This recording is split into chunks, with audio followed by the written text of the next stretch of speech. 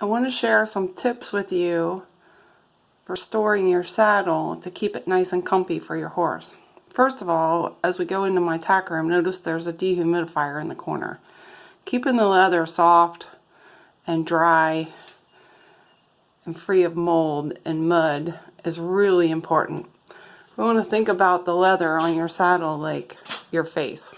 You clean it when it's really dirty with soap and water, and as soon as you get the soap off, you put conditioner on it.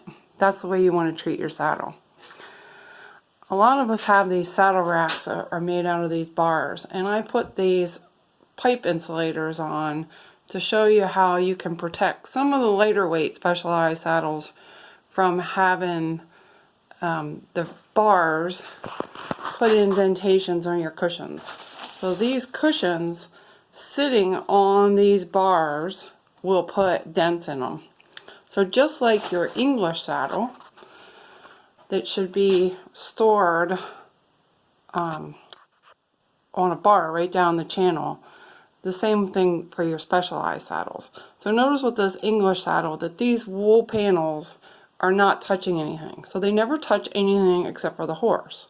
And the reason is they will take on the shape of your horse.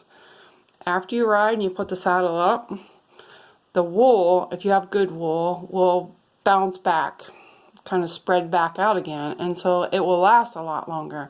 If we put it on a saddle rack that's solid, like this one down here, and the weight of the saddle will be compressing the wool all the time, your wool won't hold up near as long. It'll get hard and packed down and will have to be replaced. If you put that English saddle on a saddle rack like this, I don't believe that even those pipe insulators are going to help you. I would only store it down the middle. The pipe insulators on this saddle rack will work with a lightweight saddle, a Specialized saddle like this Eurolite saddle, because there's not a lot of weight. That saddle is only like 12 or 13 pounds pushing on those cushions. So even on this one, another thing we can do is a real thick saddle pad. And this little Eurolite, weighing at about 12 or 13 pounds, the cushions are totally fine. Now a heavier saddle, like the TW barrel saddle, which is more like 20 to 25 pounds, that saddle is too heavy. So I have made myself a little saddle rack. It's totally homemade, you can see. But what happens is the saddle is hanging from the middle, from the channel, and nothing is touching my cushions. So they only take the shape of the horse, and they never are going to have any weight on them because like this corner here could put an indentation in your cushion. It could rip it if you drag it off, or it could just make a big hole. It'll be feeling like a pebble in your shoe for your poor horse. So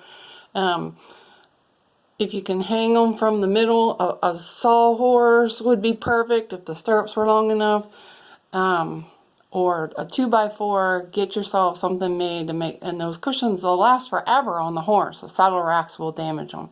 And since we're talking about stirrups, notice in my TW, my Western saddles, I have them stored with a pole in them all the time. That keeps those fenders turned. So if I'm not riding, that pole is in there to turn the fenders. So you just turn the stirrup the way it would be if your foot was in it, and put a pole in to hold it. That's about all I can think of for your saddles. So I hope everybody is staying well, and we get back to riding and get back to saddle fitting as quickly as we can.